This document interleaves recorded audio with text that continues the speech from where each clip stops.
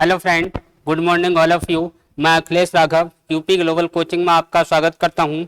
योद्धा वो नहीं जो युद्ध क्षेत्र से पहले ही हार जाए, योद्धा वो नहीं जो युद्ध क्षेत्र से पहले ही हार जाए, योद्धा वो है जो बिना कश्ती के समुद्र लांघ जाए, योद्धा वो है जो बिना कश्ती के समुद्र लांघ जाए। यूं तो बहुत है मुकद्दर के सिकंदर, यूं तो बहुत है मुकद्दर के सिकंदर, असली योद्धा वो है जो कुशल रणनीति से एग्जाम फाइट कर जाए, असली योद्धा वो है जो कुशल रणनीति से एग्जाम फाइट कर जाए। आइए हम चलते हैं अपने टॉपिक की ओर। हमारा टॉपिक है गंगा नदी तंत्र। इससे पहली वीडियो में हमने जो टॉपिक कवर किया वो टॉपिक था सिंधु नदी तंत्र। अब गंगा नदी तंत्र वेरी इंपॉर्टेंट टॉपिक है और ये जिन एग्जामों के लिए है वो यूपी के एग्जाम के लिए विशेष महत्वपूर्ण है। सेंटर के जो एग्जाम हैं उन सेंटर के एग्जामों में भी यहाँ से क्वेश्चन आते हैं और जो महत्वपूर्ण बातें हैं, जो क्वेश्चन पूछे गए हैं, जैसे पूछे गए हैं, उन सारे क्वेश्चनों पर आज हम बात करेंगे। सबसे पहली बात करें गंगा नदी, तो गंगा नदी भारत की सबसे लंबी नदी, उत्तर प्रदेश में बहने वाली सबसे लंबी नदी। अगर हम गंगा नदी की बात करें तो इसकी लंबाई 2525 किलोमीटर है। अगर हम उत्तर प्रदेश में इसकी बात करें तो इसकी लंबाई 1000 किलोमीटर है। ये जो गंगा नदी है ये 5 राज्यों से होकर बहती है और एक देश जिसमें हम बात करें बांग्लादेश से होकर ये बंगाल की खाड़ी में जाती है। अगर मैं गंगा नदी की उद्गम की बात करूं तो गंगा नदी का उद्गम गंगोत्री ग्लेशियर उत्तरकाशी जिला उत्तराखंड से होता है। इसके बाद उत्तराखंड के बाद ये जो गंगा है ये गंगा अपने उत्तर प्रदेश में प्रवेश करती है और उत्तर प्रदेश के बाद ये बिहार में जाएगी, बिहार के बाद ये झारखंड में जाएगी और झारखंड के बाद ये पश्चिम बंगाल में जाएगी। पश्चिम बंगाल से होती हुई ये बांग्लादेश और बांग्लादेश से होती हुई कहाँ चली जाएगी? बंगाल की खाड़ी में। तो सबसे पहली बात इसका उद्गम स्थान पूछा जाए तो उद्गम ध्यान रखना है हमें, गंगोत्री ग्लेशियर उत्तरकाशी जिला उत्तराखंड। दूसरी बात ये गिरती कहाँ है? तो गिरेगी कहाँ? बंगाल की खाड़ी बताना है। डेल्टा बनाती हुई बंगाल की खाड़ी में ये चली जाती है। जिन 5 राज्यों से ये गंगा बहती है उनमें सर्वाधिक लंबाई इसकी उत्तर प्रदेश में है और सबसे कम लंबाई इसकी झारखंड में है। उत्तर प्रदेश में अगर मैं इसकी लंबाई की बात करूं तो उत्तर प्रदेश में गंगा की लंबाई 1000 किलोमीटर है, जबकि झारखंड की हम बात करें तो झारखंड में इसकी लंबाई लगभग 40 किलोमीटर है। अगर इसका सीक्वेंस पूछा जाए कि किस राज्य में सबसे ज्यादा बहती है, किस राज्य में सबसे कम बहती है, तो सबसे ज्यादा इसकी जो लंबाई है वो पश्चिम बंगाल में है, उसमें सॉरी उत्तर प्रदेश में है। दूसरा नंबर जो आता है वो पश्चिम बंगाल का है। तीसरा नंबर उत्तराखंड का है। चौथे नंबर पे उत्तराखंड के बाद कौन सा आएगा? बिहार आएगा। 5वें नंबर पे झारखंड आएगा और झारखंड के बाद ये सबसे कम झारखंड में है और सबसे ज्यादा उत्तर प्रदेश में, हमें ध्यान रखना है। दूसरी बात, भारत की सबसे लंबी नदी पूछी जाए तो आंसर क्या होगा अपना? गंगा नदी। दूसरी बात, अगर अफवाह तंत्र पूछा जाए कि भारत में अफवाह तंत्र किस नदी का सबसे ज्यादा है, यानी कि ऐसी नदी जिसमें सबसे ज्यादा नदियां आके मिलती हैं, तो वो भी क्या है? अपनी गंगा नदी। इसमें जो बातें मैंने लिखी हैं उनको आप देखिए। हाँ, गंगा नदी तंत्र उद्गम गंगोत्री ग्लेशियर उत्तरकाशी जिला। दूसरी अगर मैं बात करूं इसमें इसका सबसे ज्यादा बहाव या सबसे ज्यादा राज्य में ये बहती है उत्तर प्रदेश। दूसरे नंबर पे पश्चिम बंगाल आता है, तीसरे पे उत्तराखंड आता है, चौथे पे बिहार आता है और 5वें पे झारखंड। झारखंड में इसकी लंबाई कितनी है? लगभग 40 किलोमीटर है और उत्तर प्रदेश में कितनी है? 1000 किलोमीटर है। टोटल लंबाई इसकी कितनी है? 2525। भारत में यानी कि ये जो गंगा नदी है इसकी ये कुल लंबाई है। कुल लंबाई का मतलब ये वो लंबाई जो भारत प्लस बांग्लादेश, बांग्लादेश की लंबाई अगर मैं इसमें से घटा दूं तो केवल भारत में इसकी लंबाई बचती है 2171 या 73 किलोमीटर के लगभग। उत्तर प्रदेश में 100। भारत में सबसे बड़ा अफवाह तंत्र कौन सी नदी बनाती है? गंगा नदी बनाती है। भारत की सबसे लंबी नदी कौन सी है? गंगा है। उत्तर प्रदेश में सर्वाधिक लंबाई में बहने वाली नदी कौन सी है? गंगा है। आइए आगे देखते हैं। दूसरी हम बात करें, इसका जो उद्गम हुआ वो गंगोत्री ग्लेशियर से हुआ। जैसे ही इसका उद्गम गंगोत्री ग्लेशियर से होता है, ये किस नाम से जानी जाती है? जाह्नवी के नाम से जानी जाएगी। किस नाम से जानी जाएगी? जाह्नवी के नाम से। इंपॉर्टेंट क्वेश्चन है, लास्ट ईयर एग्जाम के अंदर पूछा जा चुका है कि गंगा का प्रारंभिक नाम। आंसर क्या देना है? जानवी नदी। इसके बाद ये जैसे ही गौमुख आती है और गौमुख से ये किसके नाम से जानी जाएगी, गौमुख के सम्मुख जैसे ही आएगी ये भागीरथी के नाम से जानी जाएगी। और भागीरथी से थोड़ा ये आगे बढ़ेगी, यानी भागीरथी जब आगे बढ़ेगी गौमुख से आगे निकलेगी, इसका नाम जानवी के बाद भागीरथी हो जाएगा। और जैसे ही ये गोविंद प्रयाग पहुंचेगी तो गोविंद प्रयाग के अंदर यहाँ पे एक बांध बना हुआ है टहरी बांध, और यहीं पे आकर एक दूसरी नदी मिलती है इसमें भीलांगना नदी। और भीलांगना नदी जिस स्थान पे मिलती है वो स्थान है अपना गोविंद प्रयाग, और गोविंद प्रयाग में ही एक बांध बना हुआ है टहरी बांध। वेरी इंपॉर्टेंट क्वेश्चन यहाँ से पूछा गया है, बहुत बार पूछा गया है, बार बार पूछा जाता है कि भारत का सबसे ऊंचा बांध कौन सा है, टहरी बांध। ये तो बांध की बात होगी। इसके अलावा अगर मैं बात करूं तो इसके अलावा यहाँ से एक पर्यावरण को लेकर बहुत अच्छा क्वेश्चन बनता है, और वो क्वेश्चन क्या है कि एक आंदोलन चला था उत्तराखंड के अंदर। उत्तराखंड के अंदर आंदोलन कौन सा चला था, चिपको आंदोलन। चिपको आंदोलन की शुरुआत किसने की या नेतृत्व किसने किया, तो आंसर क्या होगा, सुंदरलाल बहुगुणा के नेतृत्व में चलाया गया। सुंदरलाल बहुगुणा को जहां से प्रेरणा मिली, सुंदरलाल बहुगुणा का जो आदर्श है वो अमृता देवी बिश्नोई राजस्थान की है। इन्होंने भी, अमृता देवी बिश्नोई ने भी राजस्थान में अपना आंदोलन चलाया था पर्यावरण को लेके, और इनका जो आंदोलन था वो खेजड़ी के वृक्ष को लेके था। अब यहाँ जो चिपको आंदोलन चल रहा है, इस चिपको आंदोलन में ये लोग वृक्षों की कटाई नहीं कर रहे हैं, पर्यावरण को बचाने का प्रयास कर रहे हैं, सुंदरलाल बहुगुणा के नेतृत्व में कर रहे हैं, और ये लोग पेड़ों से चिपक जाते थे, इसलिए इसको क्या कहा गया, चिपको आंदोलन। और चिपको आंदोलन जो शुरू हुआ वो चिपको आंदोलन 1973 में चला है, जिसका नेतृत्व सुंदरलाल बहुगुणा ने किया है। ये पर्यावरण को बचाने के संबंध में या पर्यावरण के संबंध में प्रथम आंदोलन कौन सा है, चिपको आंदोलन। दूसरा क्वेश्चन यहाँ से क्या बनता है कि अभी थोड़े दिन पहले जो सुंदरलाल बहुगुणा जी हैं इनकी मृत्यु हुई है, और करंट को लेकर एक अच्छा क्वेश्चन बनता है, ध्यान रखना कि इनकी जो मृत्यु है वो 21 मई 2021 को हुई है। सुंदरलाल बहुगुणा की मृत्यु 21 मई 2021, ये आपको ध्यान रखना है। इसके अलावा भी भारत में 2 आंदोलन और हुए हैं पर्यावरण को लेके, उनको भी ध्यान रखना है। इसमें एक तो अपना पहला आंदोलन जो पर्यावरण को लेके हुआ वो कौन सा था, जो टहरी बांध के समय चला था। टहरी बांध जब बन रहा था उस समय उत्तराखंड के लोगों ने इसका विरोध किया, और विरोध करने का कारण यह है कि उत्तराखंड जोन 5 के अंतर्गत आता है, भूकंप जोन 5, और भूकंप जोन 5 सर्वाधिक प्रभावित क्षेत्र है भूकंप से। यही कारण है कि अगर ये बांध किसी भी तरह दरार भी आ गई तो उत्तराखंड पूरा जल में हो जाएगा, जलमग्न हो जाएगा। यही कारण है कि इन लोगों ने इस बांध का भी विरोध किया।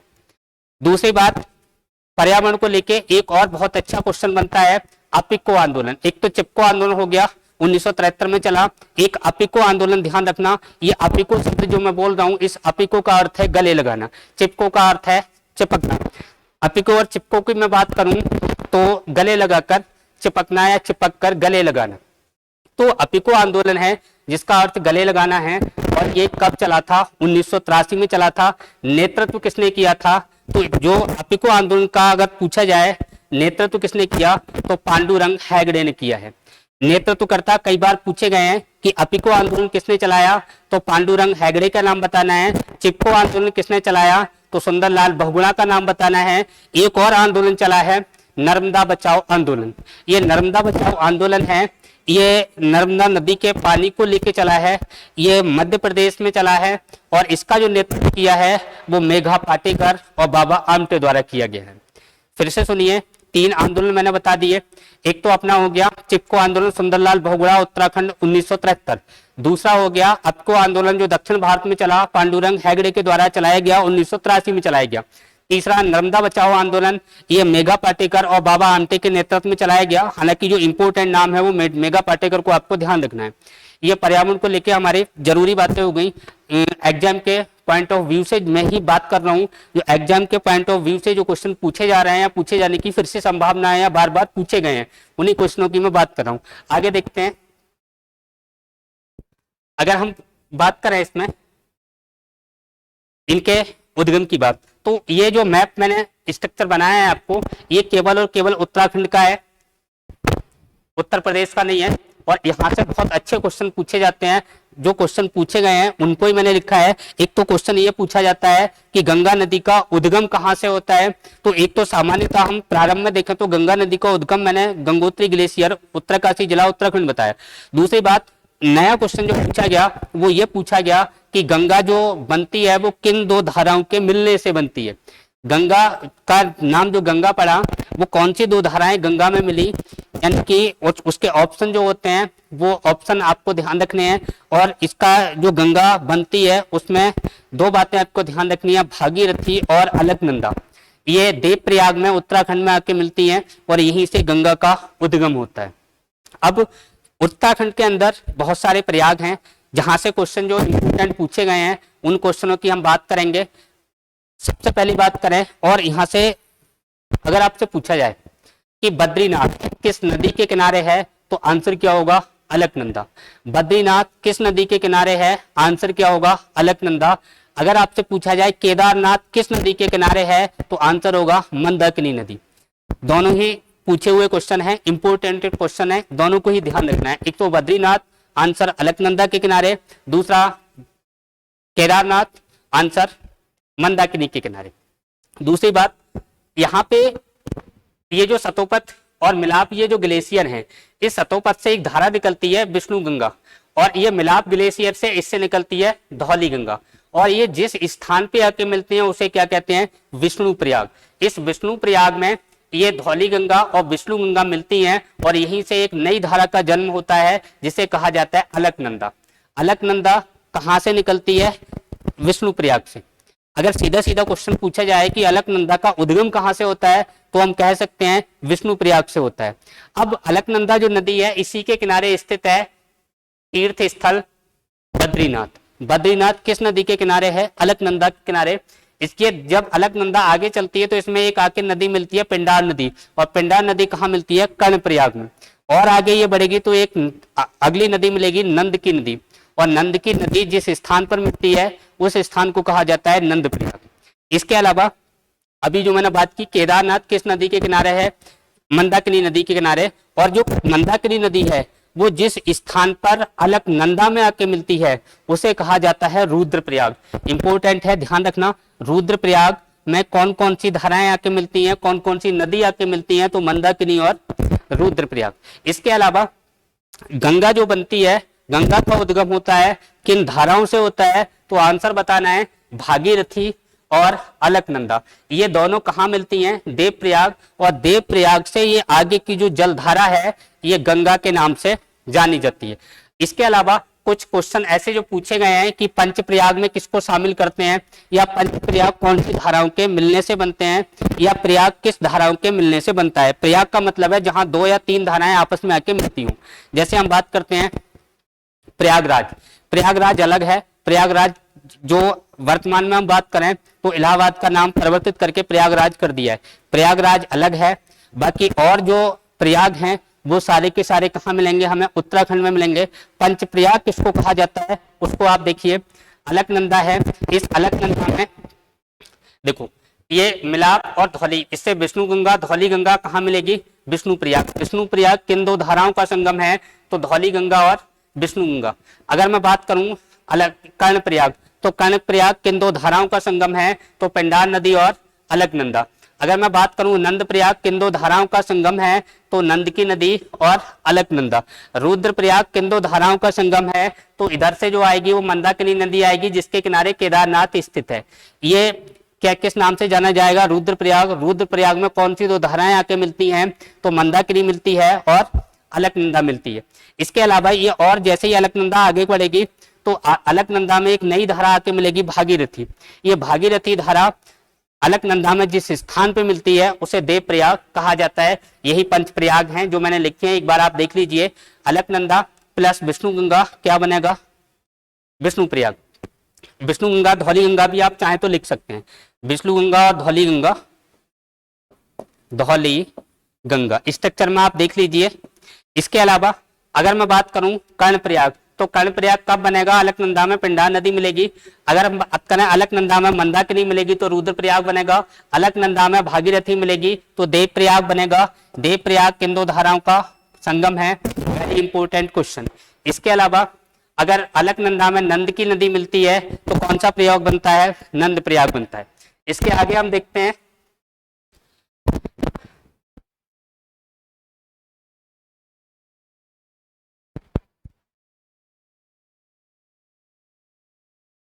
देखिए भाई साहब, इसके आगे की अगर हम धारा देखें तो अभी मैंने बात की थी कि एक धारा ये आई, एक धारा ये आई, ये कौन सी थी, अलकनंदा, अलकनंदा, और इधर से कौन सी आई, भागीरथी, कौन सी आई, भागीरथी। ये धाराएं जो मिली आगे ये किस नाम से जानी जाएगी, गंगा के नाम से। आगे के क्वेश्चन मैं आपको क्लियर कराते जा रहा हूं, उन क्वेश्चनों पर ध्यान देना, क्वेश्चन क्या क्या हैं, क्या क्या पूछे जाते हैं। ये जो स्थान है, जिस स्थान पर ये दोनों मिली वो स्थान कौन सा है, ये स्थान क्या है, देवप्रयाग, देवप्रयाग। अब देवप्रयाग से जैसे ही आगे ये गंगा के नाम से जो जलधारा चलेगी, पहला स्थान कौन सा मिलेगा आपको, ऋषिकेश। अगर आपसे पूछा जाए ऋषिकेश किस नदी के किनारे है तो आंसर क्या होगा, गंगा के किनारे, ऋषिकेश। ऋषिकेश के आगे अगला स्थान जो आएगा वो कौन सा आएगा, हरिद्वार। कौन सा स्थान आएगा, हरिद्वार। अब हरिद्वार से क्वेश्चन आते हैं, क्वेश्चन देखना क्या क्या पूछे गए हैं। हरिद्वार, अगर मैं हरिद्वार की बात करूं तो पहली बात तो ये कि गंगा नदी के किनारे दो स्थान ऐसे हैं जहां कुंभ के मेले का आयोजन होता है। तो कुंभ के मेले का आयोजन गंगा नदी के किनारे दो जगह पर होता है। पहला स्थान क्या है, हरिद्वार, और दूसरा स्थान क्या है, प्रयागराज, जिसे हम इलाहाबाद बोले। तो जो कुंभ का मेला भारत में कितनी जगह लगता है तो आंसर आपको 4 करना है। 4 कहां कहां लगता है, एक तो हरिद्वार लगता है, दूसरा प्रयागराज लगता है, तीसरा उज्जैन लगता है, चौथा नासिक लगता है। नासिक महाराष्ट्र के अंदर है, उज्जैन की बात करें तो मध्य प्रदेश के अंदर है, और हरिद्वार की बात करें तो उत्तराखंड के अंदर है, और प्रयागराज की बात करें तो उत्तर प्रदेश के अंदर है। हरिद्वार क्लियर हो गया। इसके अलावा ये जो धारा है और आगे चलेगी, हरिद्वार से जैसे ये निकलेगी। अच्छा, एक क्वेश्चन और पूछा गया है, उसकी बात कर लेते हैं कि जो गंगा नदी है ये मैदानी भाग में प्रवेश कहां से करती है। तो यही हरिद्वार से गंगा नदी मैदानी भाग में प्रवेश करती है। मैदानी भाग में गंगा कहां से प्रवेश करेगी, हरिद्वार से करेगी। अब देखो ऋषिकेश, यहां तक ये नदियां हैं, ये ऋषिकेश तक, ये सब कैसी आ रही हैं, पहाड़ों में निकल के आ रही हैं, पर्वतों में निकल के आ रही हैं। अब यहाँ पे अगर मैं बात करूं हरिद्वार में, तो हरिद्वार से ये मैदानी क्षेत्र में आ जाती है, पहाड़ों से निकल के। दूसरा क्वेश्चन, इसके आगे जो स्थान है हरिद्वार के बाद कौन सा हम लिखेंगे, हरिद्वार के बाद आपको बिजनौर लिखना है।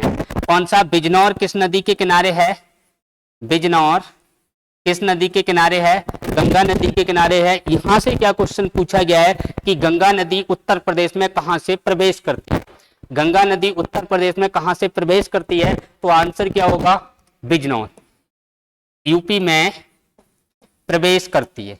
कहां से करती है, बिजनौर। और बिजनौर से और आगे ये जैसे ही निकलेगी तो आपको एक स्थान मिलेगा, परमाणु केंद्र मिलेगा, नरौरा। नरौरा यही लिख दे रहा हूं, नरौरा। ये नरौरा कौन सी नदी के किनारे स्थित है, तो क्या बता दोगे, गंगा नदी के किनारे। नरौरा से और ये आगे जाएगी तो मैं केवल महत्वपूर्ण स्थानों की बात कर रहा हूं। अगला स्थान मिलेगा कन्नौज। अगला स्थान क्या मिलेगा यहाँ पे, कन्नौज। अब देखो कन्नौज को लेके थोड़ी सी हम चर्चा करना है, हिस्ट्री से भी यहाँ पे क्वेश्चन पूछे गए हैं। कन्नौज के बारे में मैं इधर लिख ले रहा हूं, कन्नौज। एक तो क्वेश्चन ये है कि कन्नौज को किस नाम से जाना जाता है, तो कन्नौज को इत्र नगरी कहा जाता है। अगर आपसे पूछा जाए इत्र नगरी किसको कहा जाता है, तो आंसर क्या होगा, कन्नौज के लिए। तो पहली बात तो यही ध्यान रखनी है, इसे क्या कहा जाता है, इत्र नगरी। इत्र नगरी किसको कहा जाता है, कन्नौज को। दूसरा क्वेश्चन, इस कन्नौज में त्रिपक्षीय युद्ध हुआ है, और उस युद्ध को हिस्ट्री से जोड़ के मैं आपको बता रहा हूं, उस युद्ध को आपको ध्यान रखना है। त्रिपक्षीय युद्ध क्या था, कन्नौज का प्राचीन नाम क्या था, किस किस के बीच हुआ, विजयी कौन हुआ, इनकी बात मैं कर रहा हूं। कन्नौज को क्या कहा जाता है, इत्र नगरी के नाम से जाना जाता है, पहली बात। दूसरी बात, कन्नौज का प्राचीन नाम कान्यकुब्ज। कान्यकुब्ज, कन्नौज को किस नाम से जाना जाता था? प्राचीन नाम क्या था? तो प्राचीन नाम क्या बता दोगे? कान्यकुब्ज।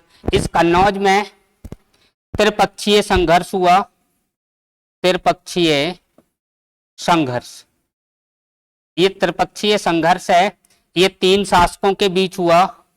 ये कहाँ हुआ है? कन्नौज। और कन्नौज के अंदर जिस वंश के शासक का शासन था वो था आयुध वंश का शासन होता है। आयुध वंश, आयुध वंश का शासन होता है। और इस पर भाई साहब एक अटैक किया जाता है राजस्थान की ओर से, और राजस्थान की ओर से यहाँ पे जो आक्रमण करता है, इस युद्ध की शुरुआत करता है, वो वत्सराज है। युद्ध को शुरू किसने किया है? वत्सराज ने, वत्सराज। और ये जो वत्सराज है ये गुर्जर प्रतिहार वंश का शासक है, जिसने इस पर पहले अटैक किया। और इधर से इन्होंने जो मदद मांगी है तो और लोग यहाँ पे आए हैं। किसके बीच हुआ? पाल वंश, यानी पाल वंश। और इधर से देखें तो वत्सराज, ये किस वंश के हैं? गुर्जर प्रतिहार वंश, गुर्जर प्रतिहार वंश, गुर्जर प्रतिहार वंश। और दूसरे कौन है? पाल वंश। ये बंगाल के शासक हैं। ये कहाँ के हैं? बंगाल के। ये कहाँ के हैं? राजस्थान के। और इस पे एक और आक्रमण हुआ है, यानी कि 3 लोगों में संघर्ष चला है। और तीसरे ये कौन है? राष्ट्रकूट वंश के हैं। तीसरे कौन है? राष्ट्रकूट वंश। यानी कि किन किन वंशों के बीच शासन चला है? तो आपको 3 वंश बताने हैं, राष्ट्रकूट वंश, पाल वंश, गुर्जर प्रतिहार वंश। यहाँ पे इस युद्ध की शुरुआत करता है वो वत्सराज करता है। इधर पाल वंश के शासक धर्मपाल और इधर राष्ट्रकूट वंश के शासक, जिनके 2 नाम आपको मिलेंगे, एक ध्रुव और एक गोविंद। यानी कि यहाँ पे जब युद्ध शुरू हो रहा है तो राष्ट्रकूट वंश का शासक कौन है? ध्रुव। और जब ये युद्ध एंड होगा तब यहाँ शासक कौन होगा? गोविंद। अगर मैं गुर्जर प्रतिहार वंश की बात करूं तो यहाँ पे जो स्टार्ट युद्ध हुआ है तो वत्सराज शासक है। इसके बाद जिस युद्ध का जो फाइनल युद्ध हुआ है, निर्णायक लड़ाई जब हुई है या अंत के समय, तो यहाँ शासक कौन है? नागभट्ट। इंपोर्टेंट शासक है नागभट्ट, नागभट्ट द्वितीय। ये वो व्यक्ति है जिसने राजपूत वंश को हराया, पाल वंश के धर्मपाल को हराया, और इसने यहाँ कन्नौज को अपनी राजधानी बनाया। तो कन्नौज को राजधानी बनाने वाला शासक कौन है? नागभट्ट द्वितीय। कन्नौज को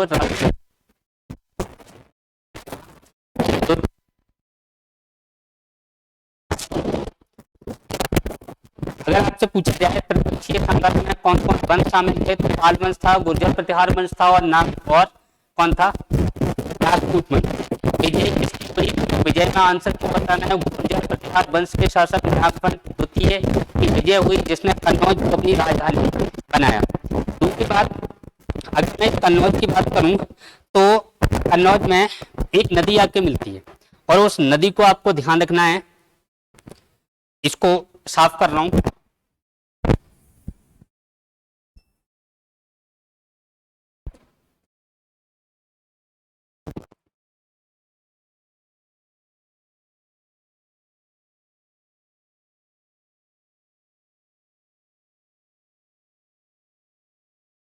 एक नदी इधर से आके मिलेगी कन्नौज के अंदर। कौन सी नदी मिलेगी? बताओ। अच्छा, एक क्वेश्चन सुनिए। गंगा में मिलने वाली प्रथम नदी, गंगा में मिलने वाली प्रथम नदी कौन सी है? रामगंगा। रामगंगा। इसकी विशेषता क्या है? गंगा में मिलने वाली प्रथम नदी, फर्स्ट नदी है गंगा में जो मिलेगी। और ये कहाँ मिलेगी? जाके कन्नौज में मिलेगी। अगर मैं रामगंगा की बात करूं तो रामगंगा का उद्गम कहाँ से होता है? उत्तराखंड से होता है। कौन सी जगह से होता है? रामगंगा का उद्गम कहाँ से होता है? दूधा, टोला, नैनीताल, उत्तराखंड। उद्गम दूधा टोला जो पर्वत श्रेणी है, इस पर्वत श्रेणी से होता है, उत्तराखंड से होता है। गंगा में आके मिलने वाली प्रथम नदी है, पहली नदी है जो कन्नौज में आके मिलती है। अगर आपसे पूछा जाए गंगा की सबसे लंबी सहायक नदी या गंगा की सबसे बड़ी सहायक नदी, तो आंसर क्या होगा? यमुना। गंगा की सबसे लंबी सहायक नदी पूछी जाए तो आंसर क्या बताना है? यमुना। गंगा में सर्वप्रथम मिलने वाली नदी पूछी जाए तो आंसर क्या हो जाएगा? रामगंगा। और ये रामगंगा का उद्गम दूधा टोला, नैनीताल, उत्तराखंड से होता है। दूसरी बात, इस रामगंगा के किनारे कुछ सिटी स्थित हैं, शहर स्थित हैं, और उनमें जो इम्पोर्टेंट हैं उनकी मैं एक दो की बात कर ले रहा हूं। एक तो आपको मुरादाबाद पूछा जाए तो रामगंगा के किनारे है। बरेली पूछा जाए, मुरादाबाद। दूसरा बरेली, ये भी कहाँ है? रामगंगा के किनारे। मुरादाबाद है, बरेली है, रामगंगा नदी के किनारे है। अब देखिए आगे देखते हैं, ये नदी जैसे ही आगे बढ़ेगी तो इसके किनारे अगला स्थान जो मिलेगा वो कानपुर मिलेगा। कानपुर किस नदी के किनारे है? कानपुर किस नदी के किनारे है? कहां बताओगे? गंगा नदी के किनारे। इससे और आगे बढ़ेंगे तो कानपुर के बाद अपना कौन सा मिलेगा? वाराणसी। कानपुर के बाद वाराणसी मिलेगा, प्रयागराज मिलेगा, फतेहगढ़ मिलेगा। तो इनका सीक्वेंस क्या होगा? इस सीक्वेंस को अगर हम देखें तो सीक्वेंस क्या आएगा निकल के? इसको देखो, कानपुर के आगे जो आएगा वो फतेहगढ़ आएगा, कानपुर के बाद फतेहगढ़। फतेहगढ़ किस नदी के किनारे है? गंगा के किनारे। अगले पेज पर ले लेते हैं इसको। देखो यहां कानपुर से पहले क्या था? कन्नौज। यहां हमने कन्नौज की विस्तार से बात कर ली, कन्नौज। इसके बाद क्या आएगा? फतेहगढ़। और फतेहगढ़ के बाद अगला स्थान कौन सा आएगा? प्रयागराज। फतेहगढ़ के बाद कौन सा आएगा? प्रयागराज। या इसी को बोले तो इलाहाबाद। अब देखो प्रयागराज जो गंगा यमुना का संगम जिसको कहा जाता है वो कौन सी जगह है? प्रयागराज। अब प्रयागराज में जो नदी आके मिलती है इसको थोड़ा ध्यान देना। यहां से एक नदी निकली और ये ऐसे घूमती हुई कहां आ गई? प्रयागराज। कौन सी नदी है? यमुना। कौन सी नदी है? यमुना। अब यमुना का आपसे उद्गम पूछा जाए तो यमुना का उद्गम ये किस स्थान से होता है? तो यमुनोत्री ग्लेशियर या बंदरपुच से। बंदरपुच किससे होता है? बंदरपुच से, या इसको यमुनोत्री ग्लेशियर से। कहां से होता है? यमुनोत्री ग्लेशियर,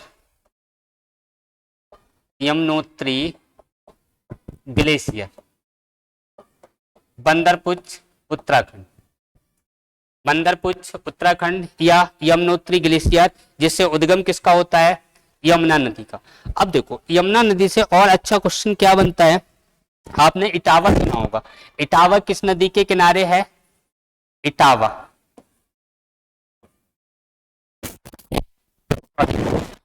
किस नदी के किनारे है? यमुना के किनारे। और कौन कौन से नगर? अगर नगरों की बात करें तो वो यमुना, इटावा और यमुना के किनारे कौन कौन से नगर आप बताओगे? बताओ।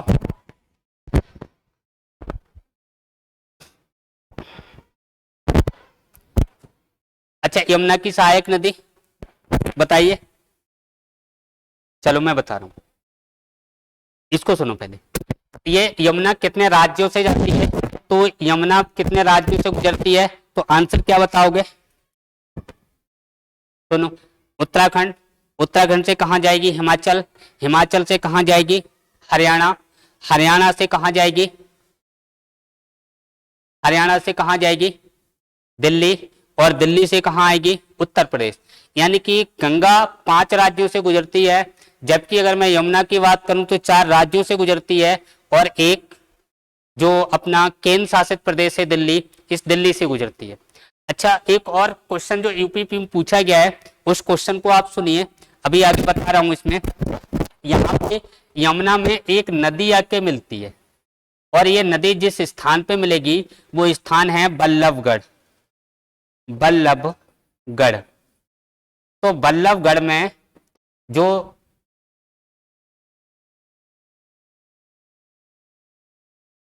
बल्लभगढ़ बल्लभगढ़ में जो नदी आके मिलती है ये नदी कौन सी है? क्वेश्चन क्या पूछा गया, जो उत्तर प्रदेश पुलिस में पिछली बार जो क्वेश्चन पूछा गया कि यमुना मेरठ किस नदी के किनारे है, तो मेरठ किस नदी के किनारे है? हिंडन नदी के किनारे।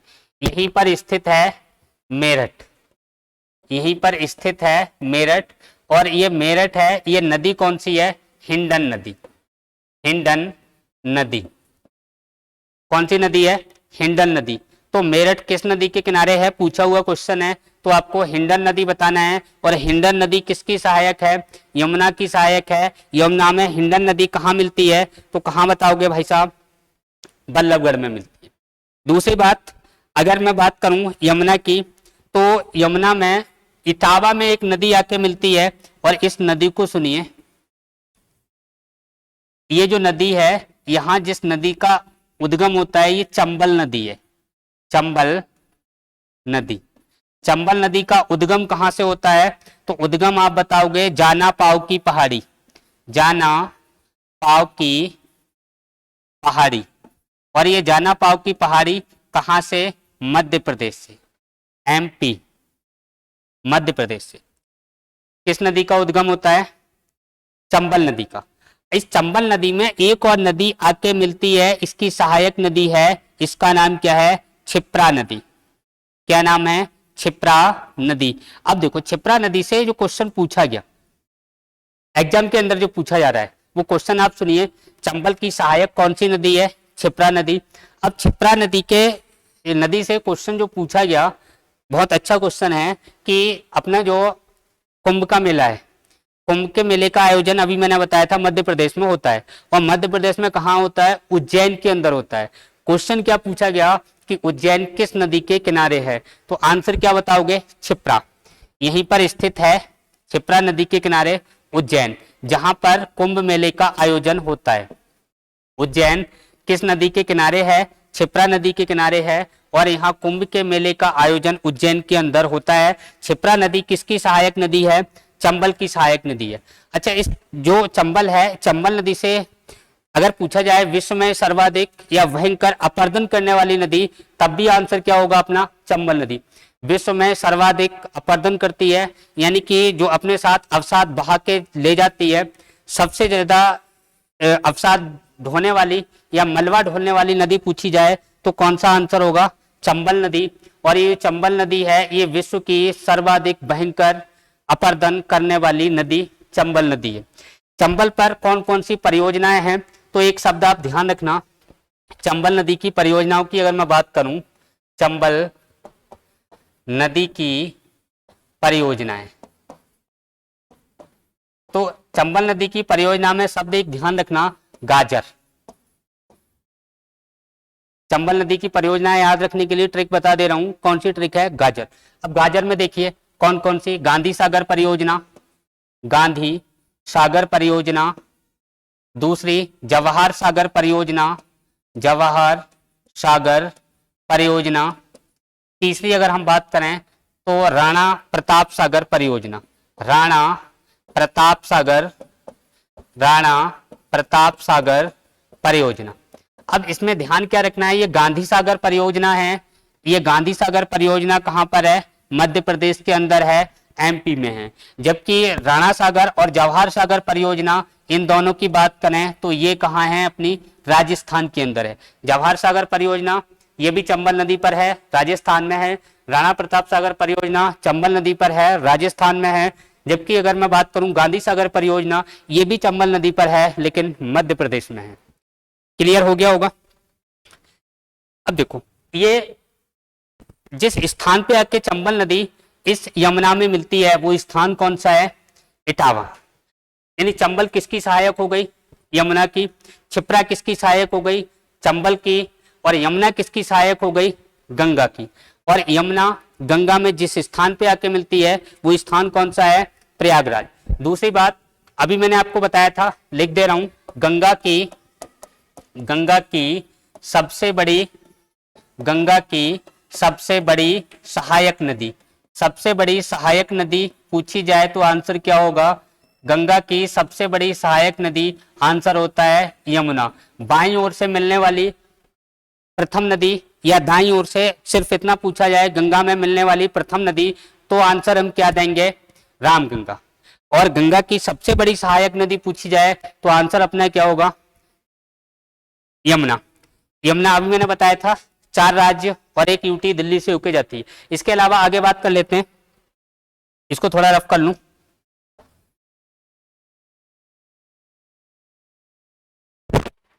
आगे स्ट्रक्चर देखिए।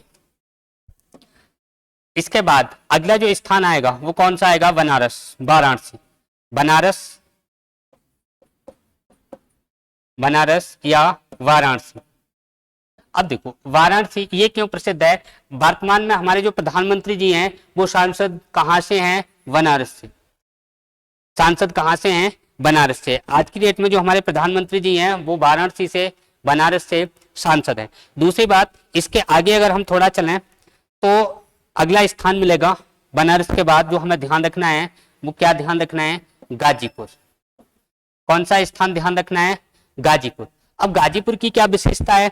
गाजीपुर में हमें क्या ध्यान रखना है? तो गाजीपुर के अंदर एक नदी आके मिलती है, जहां से क्वेश्चन लास्ट ईयर टेट में और उसमें सुपर टेट में पूछा जा चुका है, और वो नदी कौन सी आके मिलती है? इसको ध्यान रखना, गोमती नदी। कौन सी नदी है? गोमती नदी। ये गोमती नदी का उद्गम पूछा गया था। गोमती नदी का अगर उद्गम पूछा जाए तो उद्गम कहाँ है? उद्गम फुलहर झील, फुलहर झील। और ये फुलहर झील कहाँ है? पीलीभीत। फुलहर झील पीलीभीत। अगर गोमती नदी का उद्गम पूछा जाए तो आंसर क्या होगा? उद्गम ही पूछा गया था लास्ट ईयर। गोमती नदी का उद्गम क्या है? फुलहर झील है, और फुलहर झील ये कहाँ है? पीलीभीत में है। गोमती नदी कहाँ से निकलती है? पीलीभीत से निकलती है। ये जो गोमती नदी है इसके किनारे महत्वपूर्ण स्थल है, उसको ध्यान रखना है। एक तो उत्तर प्रदेश की राजधानी किस नदी के किनारे है? आंसर क्या होगा? गोमती नदी के किनारे। उत्तर प्रदेश की राजधानी किस नदी के किनारे है? गोमती नदी के किनारे। और राजधानी क्या है? लखनऊ। तो सीधा सीधा क्वेश्चन पूछा जाए लखनऊ किस नदी के किनारे है, तो क्या होगा? गोमती नदी के किनारे। दूसरा एक और ध्यान रखना है, जौनपुर। जौनपुर भी किस नदी के किनारे है? गोमती नदी के किनारे। इससे आगे ये नदी चलती है तो आगे चल के ये नदी कहाँ पहुंचेगी भाई साहब? छपरा, बिहार के अंदर। इससे आगे ये कहां पहुंचेगी? छपरा। अब ये छपरा में जैसे ही पहुंचेगी तो छपरा में इसमें एक और नदी इधर से आके मिलेगी, और ये नदी कौन सी है? घाघरा नदी। कौन सी नदी है? घाघरा नदी। कौन सी? घाघरा। घाघरा नदी कहां मिलती है? छपरा में मिलती है। अब देखो घाघरा की सहायक नदी सुनिए आप, सरयू नदी। सुना होगा सरयू नदी। अब सरयू नदी से क्वेश्चन पूछा गया है, यहां पे जो एक स्थान है अयोध्या, अयोध्या किस नदी के किनारे है? सरयू नदी के किनारे। यहां पर क्या अयोध्या, अयोध्या पूछा जाए तो अयोध्या किस नदी के किनारे बताओगे? सरयू नदी के किनारे। दूसरी बात, इसकी एक और सहायक नदी है, उसको ध्यान रखना है, राप्ती नदी। राप्ती नदी। अब राप्ती नदी के किनारे वर्तमान में हमारे उत्तर प्रदेश के जो मुख्यमंत्री जी हैं उनका निवास स्थान बोलें, या उनका विश्व का जो सबसे बड़ा मंदिर है, या जिसको बोले गोरखपुर, तो गोरखपुर भी किस नदी के किनारे है? गोरखपुर, गोरखपुर जहां गोरखधाम मंदिर स्थित है, कि ये गोरखपुर किस नदी के किनारे है? तो आंसर क्या होगा? राप्ती नदी के किनारे। एक बार फिर सुनिए, गोरखपुर किस नदी के किनारे है? राप्ती नदी के किनारे। अयोध्या किस नदी के किनारे है? सरयू नदी के किनारे। दूसरी बात, ये जो घाघरा नदी है इसकी सहायक नदी कौन कौन सी है? सरयू नदी है और राप्ती नदी है। इसमें इंपोर्टेंट यही है कि जो कर्मस्थली है योगी जी की, मुख्यमंत्री जी की, वो कर्मस्थली आज की डेट में मुख्यमंत्री हैं, उससे पहले कहाँ थे? गोरखनाथ मंदिर में थे। कहाँ थे? गोरखपुर। और गोरखपुर किस नदी के किनारे है? राप्ती नदी के किनारे। इसके अलावा और आगे बढ़ते हैं तो शहर मिलेगा आपको बिहार के अंदर पटना। कौन सा शहर मिलेगा? पटना। पटना एक तो ध्यान रखना है, ये पटना बिहार की राजधानी है। बिहार की राजधानी कहाँ है? पटना। दूसरी बात, पटना किस नदी के किनारे है? तो आंसर क्या होगा? गंगा नदी के किनारे। अब इस पटना में आके एक नदी इधर से मिलती है। कौन सी नदी मिलती है? सोन नदी। कौन सी नदी मिलती है? सोन नदी। अब सोन नदी में एक नदी और आके मिलती है, रेहंद नदी। रेहंद नदी।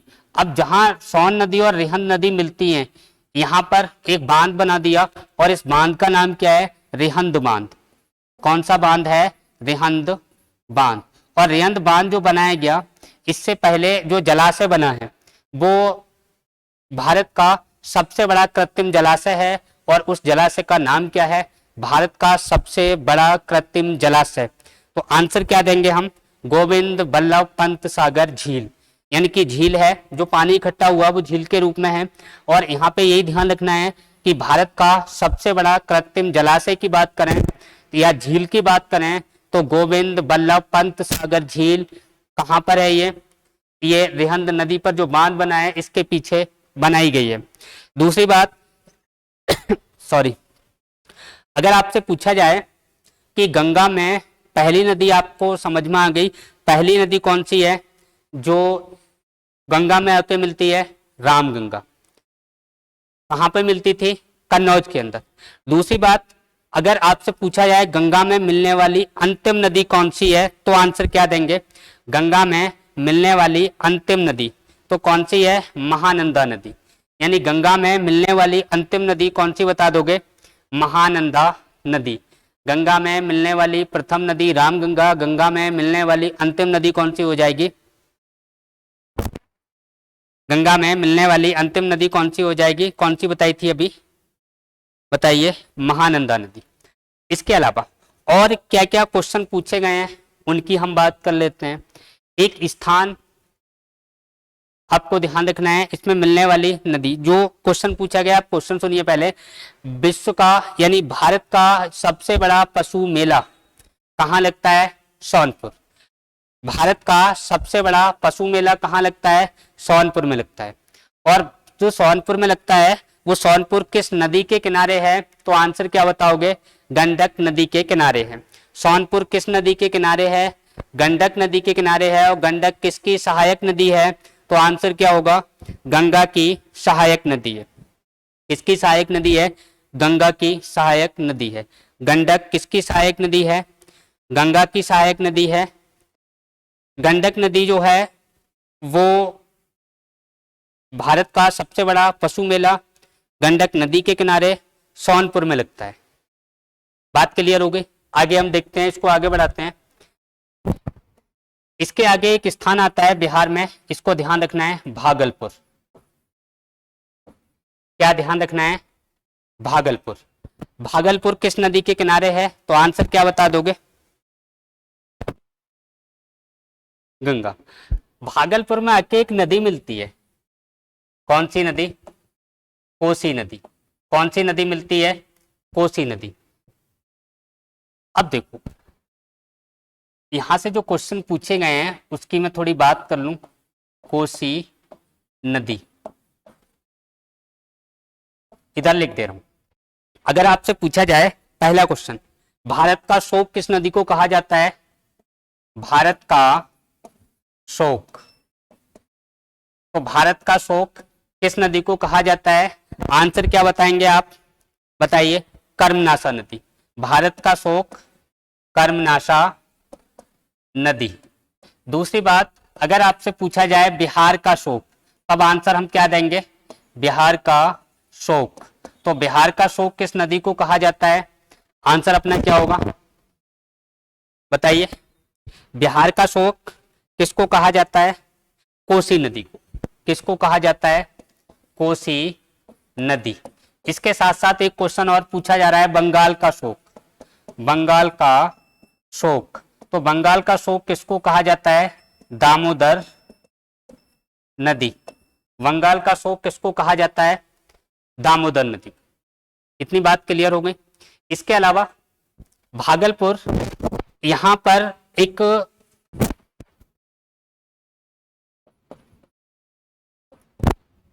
हाँ, भागलपुर में कौन सा स्थान है जो डॉल्फिन के लिए, गांगे डॉल्फिन के लिए जाना जाता है? क्या बताओगे, कौन सा अभयारण्य है? बताइए। भागलपुर के अंदर क्या चीज है जो गांगे डॉल्फिन के लिए प्रसिद्ध है? आंसर क्या होगा, बताओ।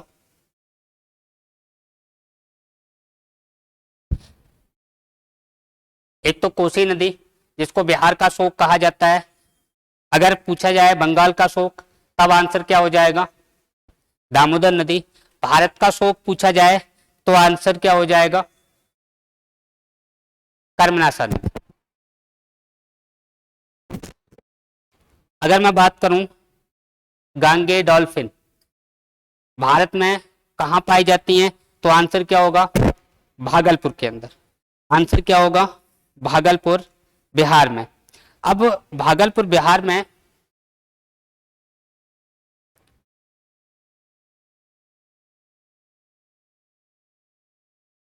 देखिए फटाफट, चलो बात कर लेते हैं अभी।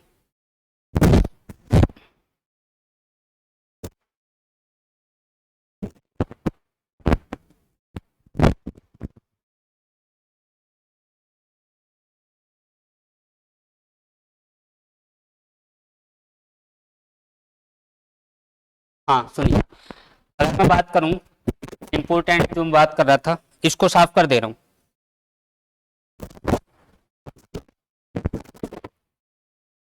विक्रमशिला अभयारण्य, विक्रमशिला अभयारण्य, विक्रमशिला अभयारण्य किसके लिए प्रसिद्ध है? तो बताना है आपको, गांगे डॉल्फिन के लिए। किसको प्रसिद्ध है, किसके लिए प्रसिद्ध है? गांगे डॉल्फिन। और ये क्या है? एक जन्मांध जीव है, यानी जन्म से ही अंधा जीव है। कौन? गांगे डॉल्फिन। और इसे राष्ट्रीय जल जीव का दर्जा दिया गया है। राष्ट्रीय जल जीव का दर्जा दिया गया। और इसको राष्ट्रीय जल जीव का दर्जा कब दिया गया? 5 अक्टूबर 2009। 5 अक्टूबर 2009 को राष्ट्रीय जल जीव का दर्जा दिया गया। गांगे डॉल्फिन की विशेषता क्या है?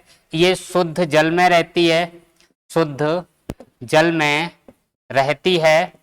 यदि इसकी संख्या में वृद्धि हो रही है तो गंगा शुद्ध है, और अगर गांगे डॉल्फिन की संख्या में कमी हो रही है तो गंगा अशुद्ध है। इसके बाद आगे देखते हैं, भागलपुर की बात कर ली। भागलपुर के बाद अगला स्थान अपना कौन सा आता है? भागलपुर हो गया, पटना हो गया, बिहार हो गया।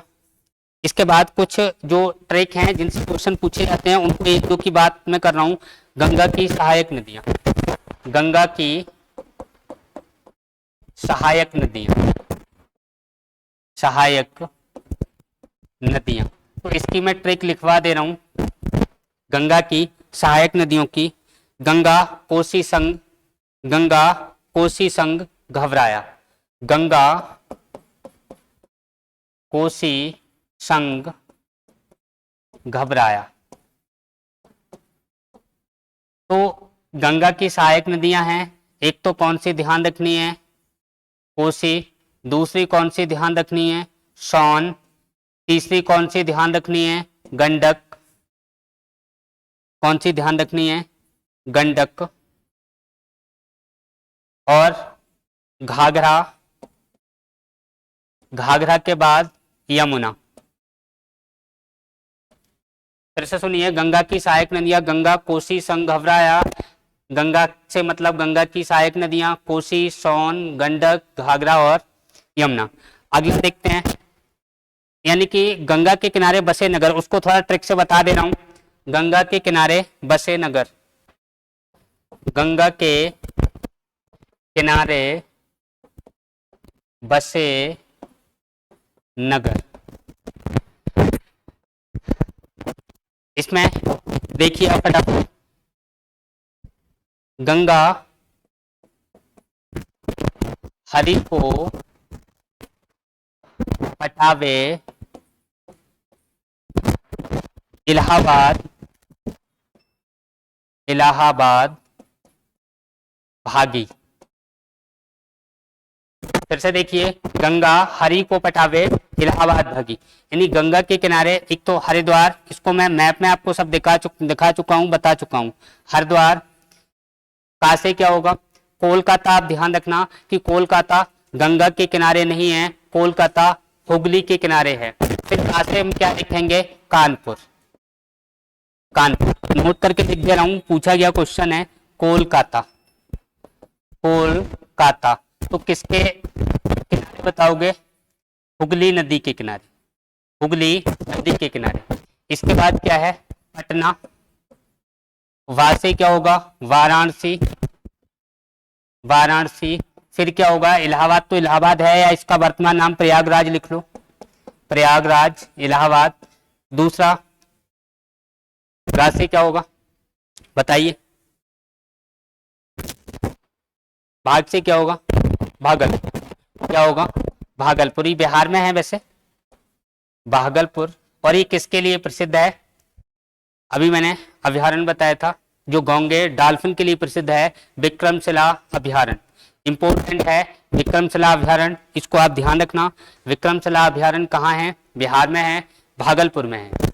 और इसकी विशेषता मैंने अभी आपको बताई थी कि गंगा, अगर डॉल्फिन की संख्या बढ़ती है तो गंगा शुद्ध है, कम होती है गंगा अशुद्ध है। इसको गोंगे डॉल्फिन को राष्ट्रीय जल जीव की संज्ञा 5 अक्टूबर 2009 को दी गई है। इसके अलावा और क्वेश्चन एक और बचता है, उसको और देख लेते हैं। जैसे अगर पृथ्वी का